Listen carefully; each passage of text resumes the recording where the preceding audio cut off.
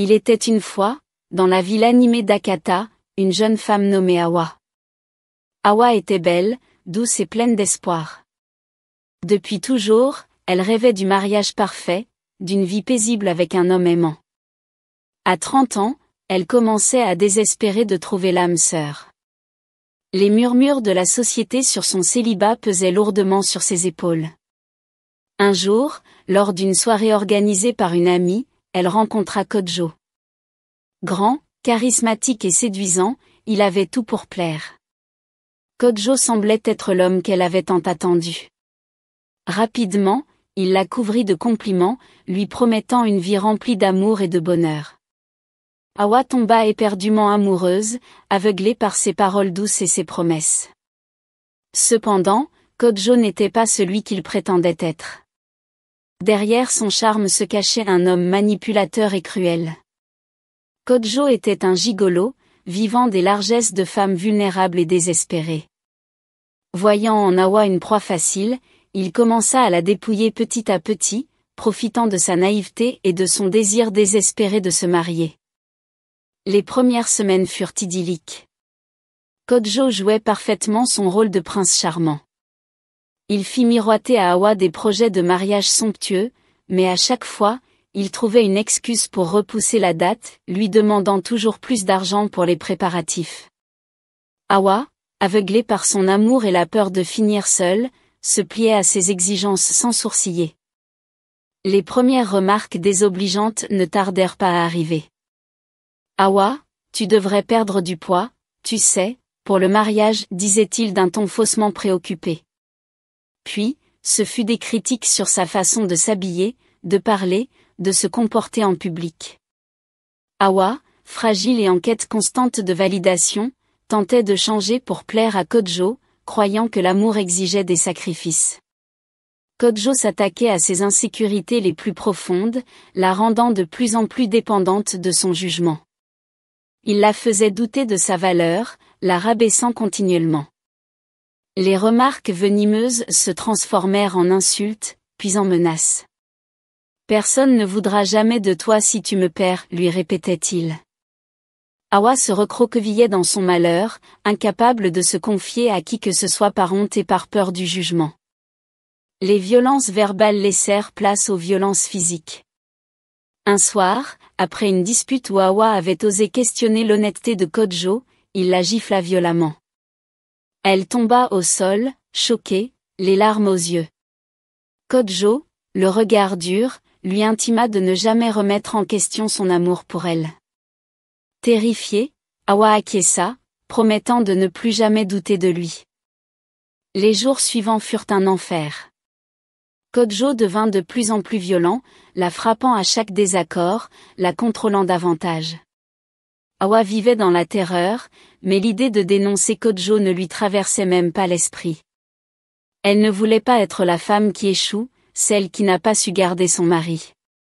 Elle craignait les ragots, le regard accusateur des autres. Alors, elle souffrait en silence, maquillant ses bleus et ses ecchymoses, prétendant que tout allait bien. Kojo n'était pas seulement violent, il était aussi abusif. Les nuits étaient devenues un cauchemar pour Hawa. Il exigeait d'elle des actes qu'elle ne voulait pas accomplir, mais elle n'avait pas le droit de refuser. Chaque tentative de résistance était écrasée par des coups et des menaces. Hawa se sentait sale, déshumanisée, mais elle restait, prisonnière de son propre désespoir et de la peur du qu'en dira-t-on. Les années passèrent et Hawa sombrait de plus en plus dans le désespoir. Son corps portait les marques des abus répétés, mais son esprit était encore plus brisé. Elle avait fait plusieurs fausses couches, chacune d'elles déchirant un peu plus son cœur. Kojo, loin de la consoler, la blâmait pour ses tragédies. « Tu n'es même pas capable de porter mon enfant », lui crachait-il au visage. Chaque perte était un rappel cruel de son incapacité à échapper à son enfer personnel. Un jour, épuisée et désespérée, Hawa chercha conseil auprès de sa mère, maman Afi, sans révéler la vérité. « Ma fille, lui dit maman Afi, le mariage n'est pas toujours facile. Parfois, il faut endurer pour le bien de la famille. Ces paroles résonnèrent douloureusement en Hawa, renforçant son sentiment de devoir souffrir en silence pour sauver les apparences. La situation empirait chaque jour. Kodjo, insatiable, réclamait toujours plus d'argent, vendait les biens d'Hawa, lui interdisait de voir ses amis, de parler à sa famille. Elle n'était plus qu'une ombre, un être brisé, dénué de toute volonté propre. Elle vivait dans un cauchemar éveillé, mais l'idée de divorcer ou de fuir lui semblait impensable. Le mariage, même dans la souffrance, restait son ultime but. Un soir, après une énième dispute violente, Hawa, à bout de force, tenta de se défendre. Kodjo, enragé par cette résistance inattendue, la frappa avec une brutalité inouïe. Hawa s'effondra, son corps ne supportant plus les coups. Kodjo, réalisant l'ampleur de sa violence, prit la fuite, laissant Hawa seule, mourante. Les 5 années de souffrance et de terreur s'achevèrent ce soir-là.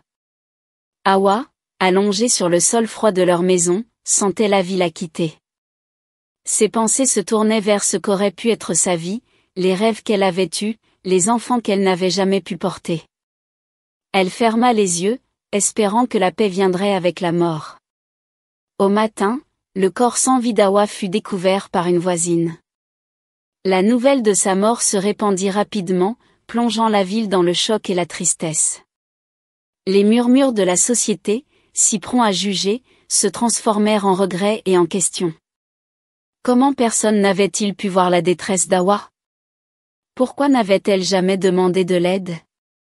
Kodjo, quant à lui, échappa à toute justice. Il quitta Hakata pour une autre ville, trouvant de nouvelles proies à manipuler et à détruire. Sa nature de pervers narcissique le poussait toujours plus loin, et il continua de vivre en toute impunité, cherchant sans cesse des femmes vulnérables à exploiter. L'histoire d'Hawa devint un triste exemple des dangers de la manipulation et de la violence conjugale. Elle laissa derrière elle une leçon amère sur l'importance de la vigilance et du soutien envers ceux qui souffrent en silence. Les femmes d'Hakata, inspirées par son histoire tragique, commencèrent à se soutenir davantage, à parler ouvertement des abus, à briser le silence pour éviter d'autres tragédies comme celle d'Hawa. Ainsi se termina la vie d'Hawa, une femme qui, dans son désespoir et son désir de conformité, avait été détruite par un homme sans scrupules. Son histoire reste gravée dans les cœurs de ceux qui l'ont connue, rappelant à tous que le vrai amour ne devrait jamais exiger de souffrir en silence, et que la vigilance et le soutien sont essentiels pour prévenir de telles tragédies. Cependant, la mort d'Hawa ne fut pas vaine. Son histoire servit de catalyseur pour un changement positif dans la communauté. Des campagnes de sensibilisation furent lancées, des refuges pour les victimes de violences conjugales furent ouverts, et des mesures légales plus strictes furent adoptées pour protéger les personnes vulnérables. La mémoire d'Hawa devint un symbole de courage et de résilience, inspirant d'autres femmes à sortir de l'ombre et à demander de l'aide. Dans les années qui suivirent, le nom d'Hawa fut associé à des initiatives visant à mettre fin à la violence domestique et à promouvoir l'égalité des sexes. Son sacrifice, bien que tragique, avait contribué à changer les mentalités et à faire progresser la lutte contre les abus domestiques. Pendant ce temps, Kodjo continuait sa vie sans aucun remords. Il trouva de nouvelles victimes à manipuler et à maltraiter, se déplaçant de ville en ville pour échapper à son passé. Mais même s'il échappait à la justice des hommes, il ne pouvait pas échapper à sa propre conscience. Les fantômes de ses actions hantaient ses pensées, mais il refusait de les affronter. Au lieu de cela, il se plongea encore plus profondément dans son comportement toxique, convaincu de sa propre invincibilité. Pendant des années, Kodjo continua à semer la destruction sur son passage, laissant derrière lui un sillage de souffrance et de désolation. Mais malgré tous ses efforts pour échapper à son destin, il ne put jamais effacer le souvenir d'Hawa de sa mémoire. Son visage hantait ses rêves, rappelant inlassablement les conséquences dévastatrices de ses actions.